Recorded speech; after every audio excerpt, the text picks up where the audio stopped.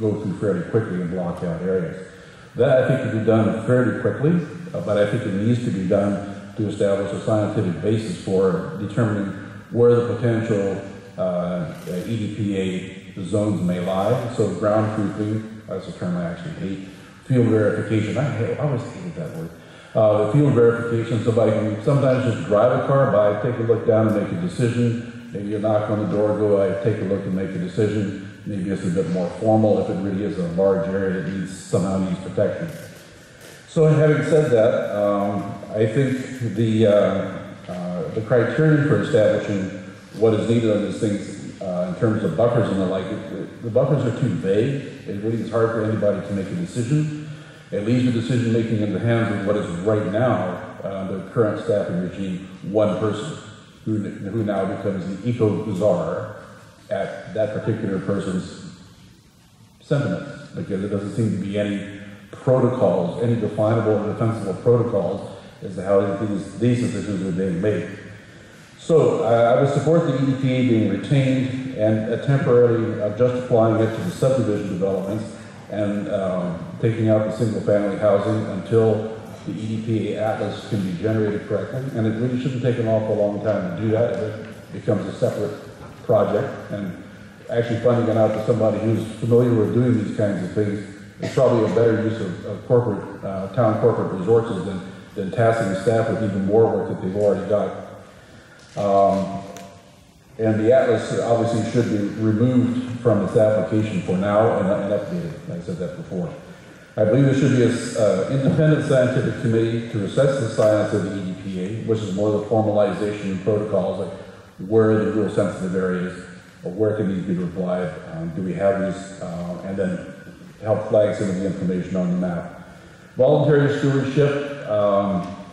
People volunteer in parks in our neighborhood. I don't, because I've got a big enough job voluntarily ripping all the stuff out of my place on Portage Inlet, which is an ongoing struggle. The property next to me is an absolute jungle, so I actually take a weed whacker over there with the guy's permission and just thrash the stuff back so it doesn't wind up taking over my place. It can get quite invasive. I don't even attempt to pull it out by the roots anymore. When I first moved in, by the way, in 1991, I spent all one winter taking out blackberries. This is back in the days when you could burn soda. There was 11 burn barrels this big, roots, only the roots burned over a 2-month period.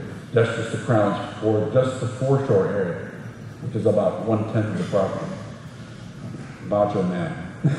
I hate those things. I just hate those things. I think the Senate should provide significant funding for the maintenance of restorations in this ecosystems, particularly on its particular lands, because a lot of the places that we see in the parks, those are the places where a lot of the heron nestings are. They go from Beacon Hill Park to Cuthbert Homes to a few other places like this. They're not in my backyard. I mean, they're nice enough birds. They're pretty raucous, but they don't seem to ever want to show up there. And birds will go where birds will go, as we all know. Anyway, those are the main points that I would like to go. I tend to support the positions laid out again, as I said, by the standard citizens. And I appreciate your time.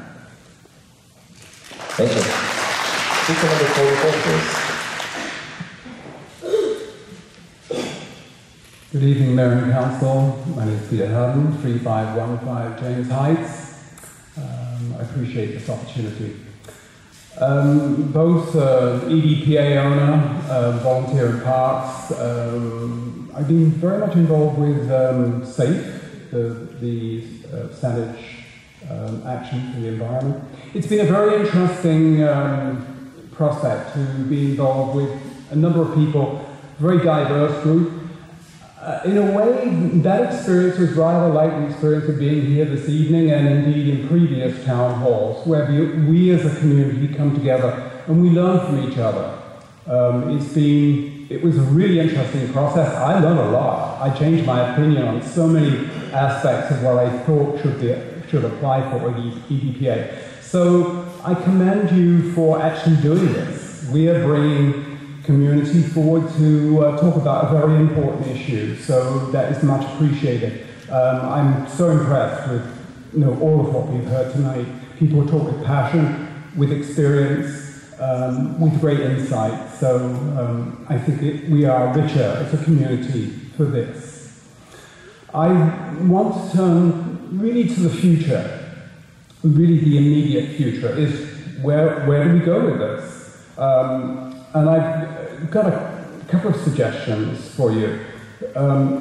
Firstly, with this, we really have two different problems that need two different solutions. The one aspect is the grievance and the hardship. And it's there. Despite the fact you think I'm on the one side, I think that many of us recognize there are grievances here. There are circumstances that truly need to be dealt with. And you have it within your power, your experience, to actually rectify this situation. And it is a different process to that dealing with the revision to or adjustment to the EDPA bylaw. So I want to make those two distinctions, that you need a process to deal, in my humble opinion, with those that are grieved or that have hardship. You need a different process. One would hope that we agree this is a much broader issue. It affects all of us, the prospect of the EDPA and the well-being of our environment for the future. So just to turn to that aspect, what I would really encourage you to do is continue this engagement with our community. If you can, bring expertise to bear. I know this sounds very general, but someone already mentioned the governance process that's getting underway. So maybe we need something that's similar to that, whereby we can visit as a community with expertise at hand. We can visit each aspect of how we might improve the EDPA bylaw. And what we've heard tonight from the citizens for responsible EDPA, many of the issues they've identified are identical to the issues that our SAFE group has identified. We don't necessarily see the same solutions, but we do see the same issues. There are probably additional issues that we have not yet bumped into. But even so, we have a common set of issues that we can deal with. I think you would serve us well if you could equip us with the means to actually come together as a community, I say, with guidance, with expertise, whereby we together can actually figure out how best to deal with the EDPA. It will actually drive volunteerism, it will drive social acceptance of this new revised, adjusted EDPA. Thank you. Thank you. Speaker number 45.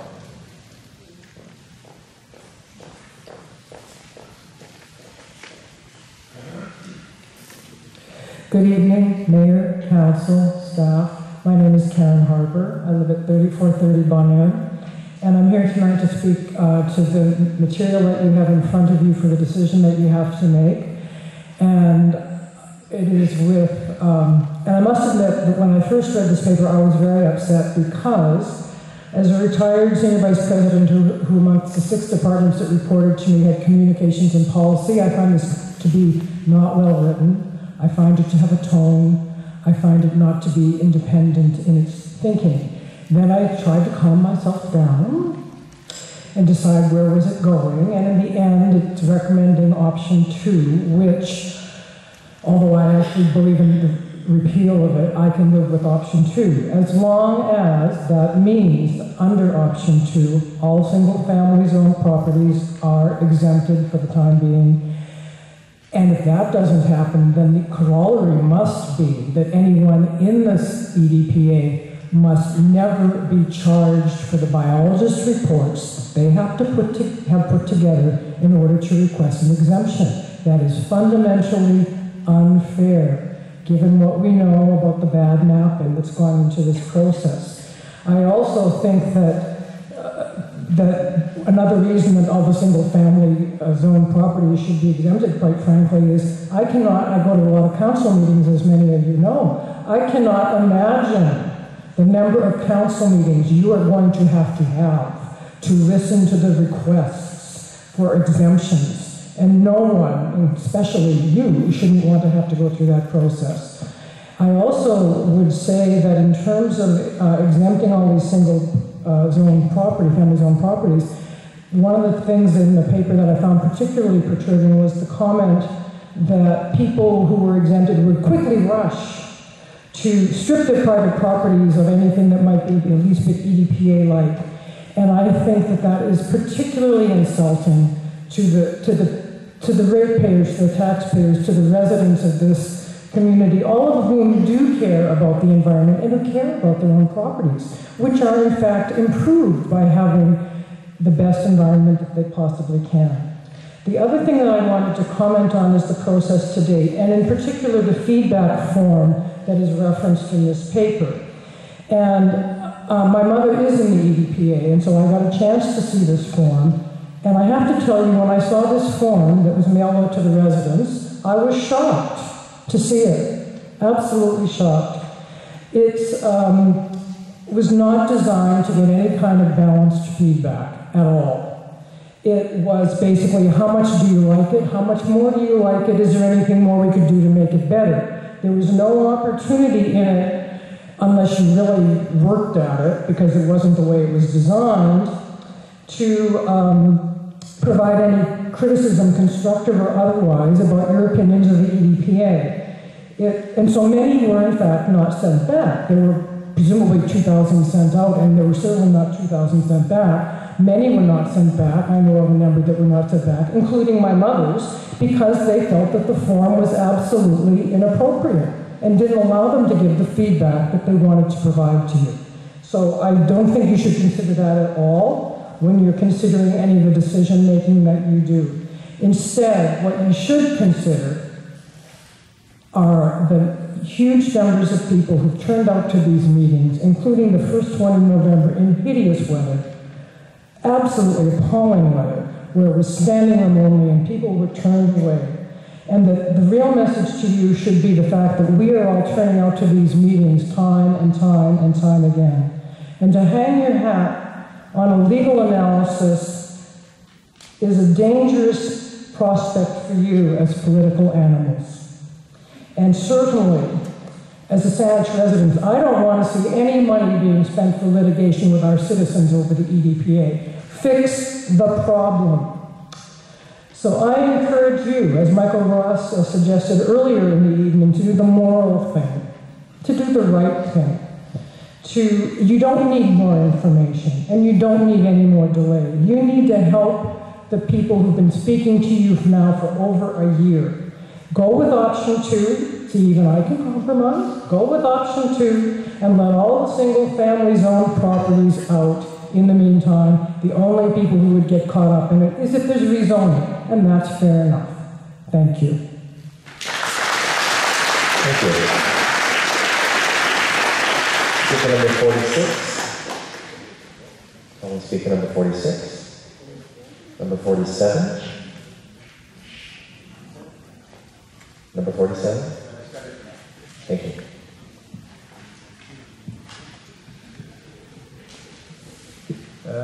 Mr. Mayor, council members, members of staff, my name is Haji Charanya. I reside at 757 Genevieve Road, and this evening I'm speaking for North Quadra Community Association. On January 28th, the executive members of the North Quadra Community Association passed a unanimous resolution to support the current EDPA bylaw, but make minor modification to its implementation and its administration. Over the past several weeks, I have been talking to a few residents of North Quadra who live along the north side of the Christmas Hill on Rogers Way. Their homes are partly in the buffer zone of the EDPA.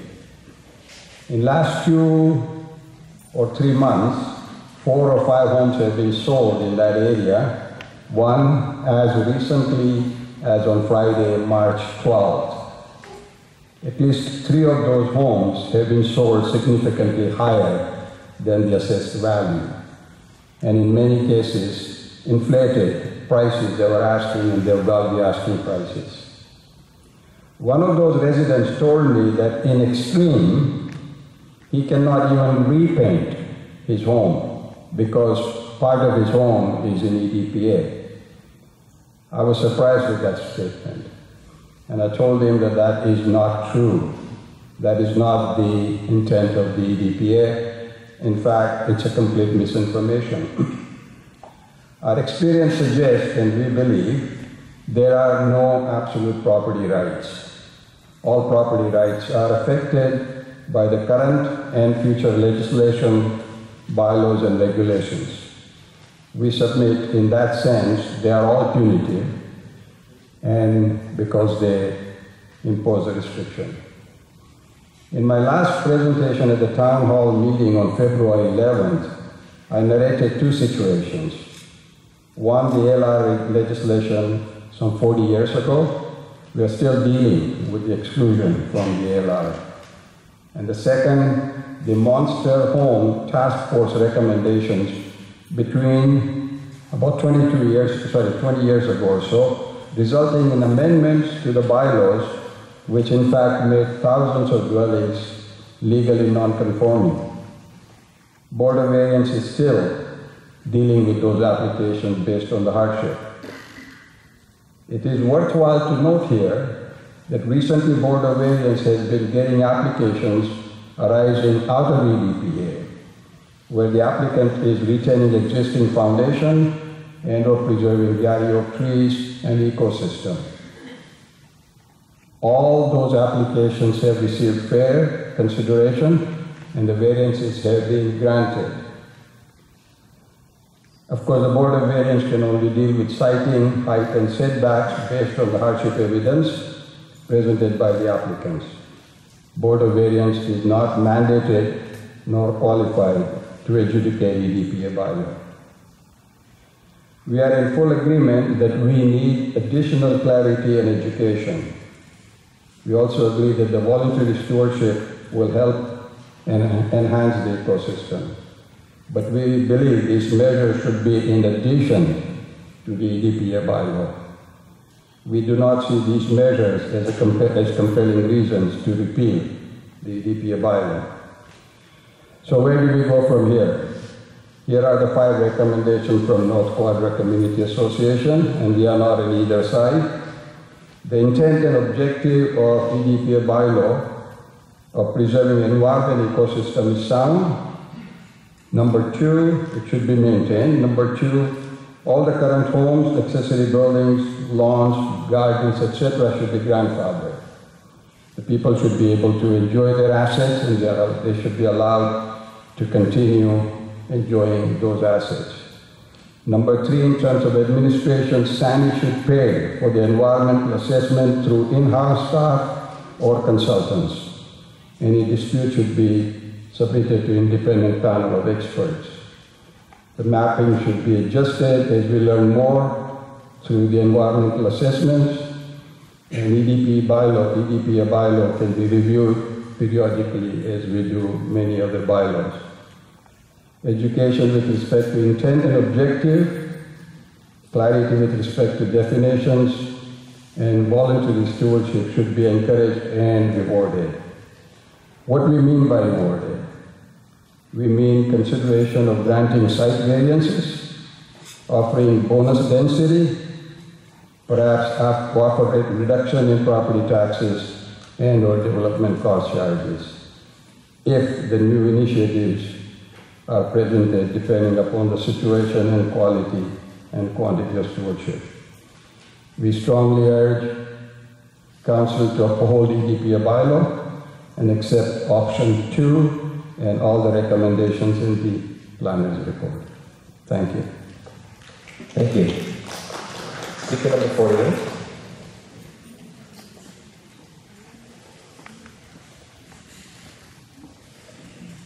Hi, my name is Irene Clarkson. I live at 1724 Kingsbury Crescent, and I don't represent anybody. Just myself, my husband, and our little ecosystem.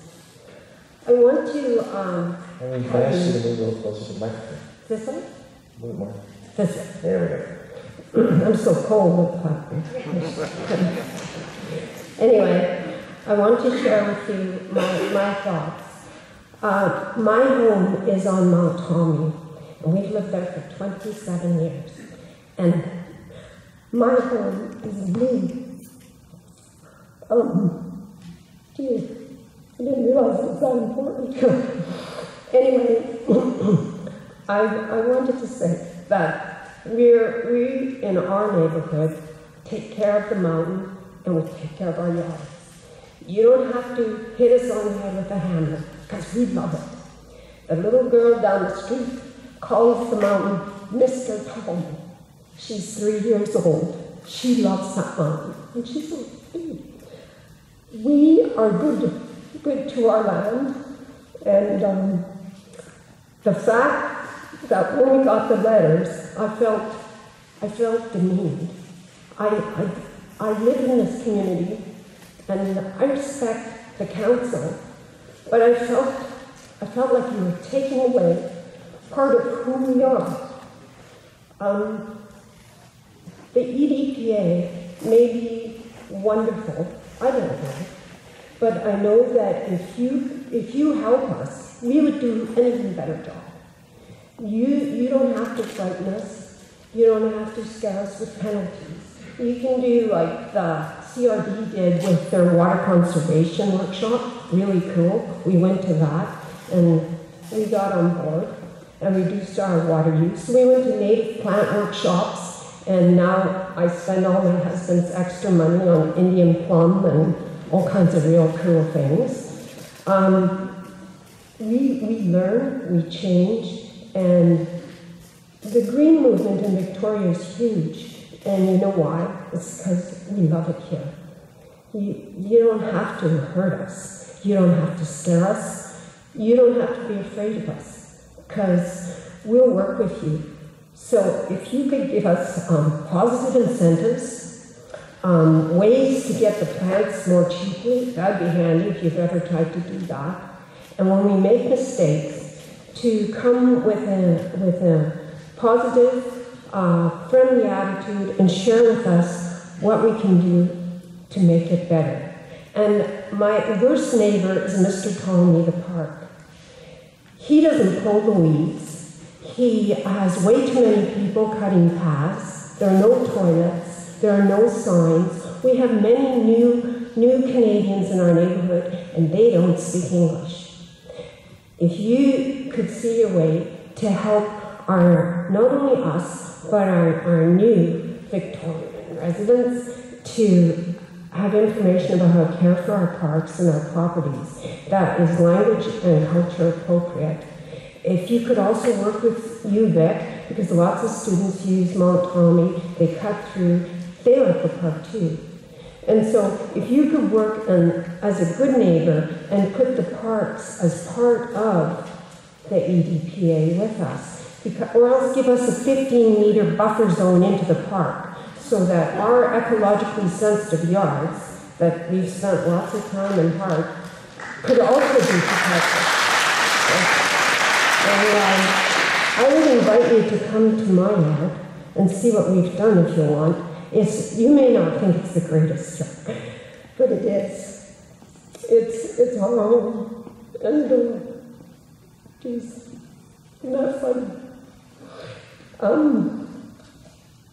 I hear the people and they have anger, and I have sadness, because I like them. And we could work together, and we can make it really super. I think that's it. So, thanks. Thank you. Speaker number 49.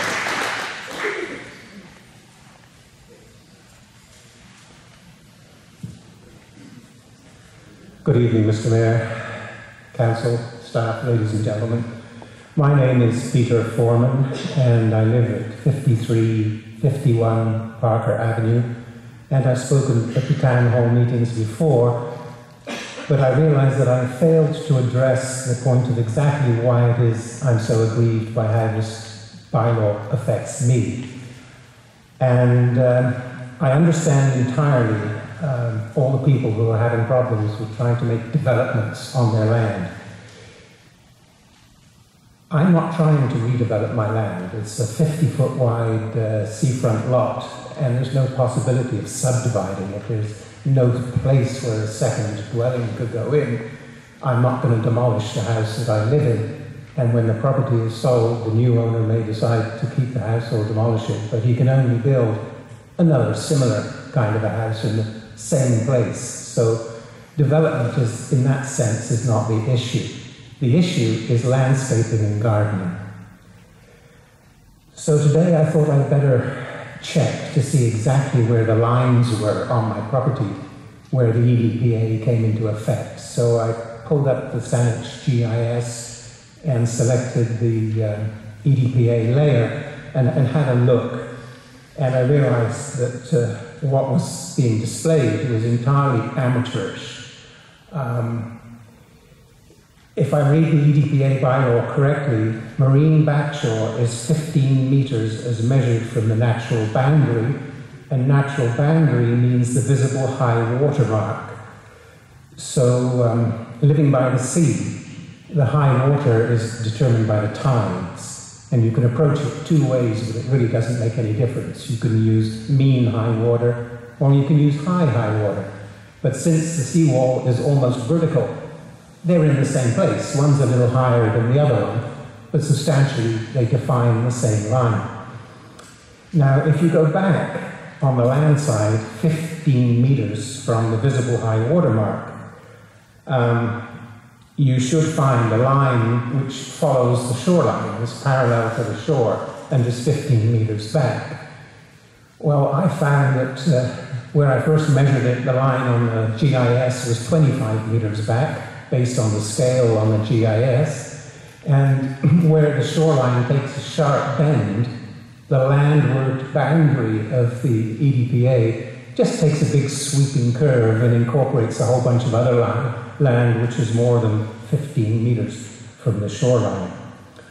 So I determined that the line was hand-drawn on a map or a photograph by somebody in a hurry and with no eye at all for detail.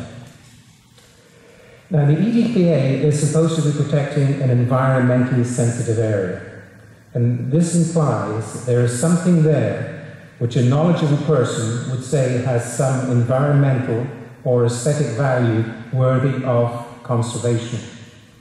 In my sad case, there is nothing there worthy of conservation, and it has no environmental value and is an eyesore in desperate need of improvement. The only environmental purpose it could serve at all is as a connection corridor. If deer want to transfer from one neighbour's yard to another across mine, they can do that. But there's nothing there but rocks and brambles and weeds and things like that. So now that I'm retired, I'd like to start making improvements. To the high bank, there's a solid concrete seawall at the base and a deck, concrete deck there, and I would like to work progressively up the bank, installing lateral drains as I go, retaining walls where necessary and steps. I do a lot of the work myself and bring in help when necessary. I do not envisage this as a single project for which I can make a defined application and apply for a permit for the whole thing, because it's going to be done like in 6 weeks by a contractor or something with a big crew of men. It would be me working mostly on my own by myself with occasional help. The contours of the land will dictate the final design in an evolutionary fashion, working up from the base. Do I have to go through a permit or exemption process for each stage of the project, bringing in biologists, horticulturists, and geotechnical engineers every time and paying fees to Saanich for permits or exemptions? Because if this is the case, I might just as well leave the eyesore as it is and whack the weeds down occasionally. Conserving good environments, improving those that are not good are worthwhile goals that I support, but achieving a bureaucratic permit exemption system in Saanich is not the way to achieve this. The current EDPA, as it applies to existing, previously developed properties, is like calling in an airstrike to kill a mouse in your kitchen. As a law-abiding citizen of Saanich, I have much less quarrel with bylaws that say what I should or should not do, and then leave me to get on with life without applications and permits for simple landscaping. If you tell me that through a bylaw I should only plant native plants, then I will do that. There's already a backyard burning ban that I respect, or even though it makes no sense, because with a west wind the smoke all blows out to sea. But I abide by these bylaws. Define the environmental requirements, do's and don'ts for gardening through bylaws, and I will abide by those too. Just don't make me have to go to City Hall before I can put on my wellies and gloves and pull out some weeds and move some soil and rocks. Thank you. Thank you. Speaker number 50.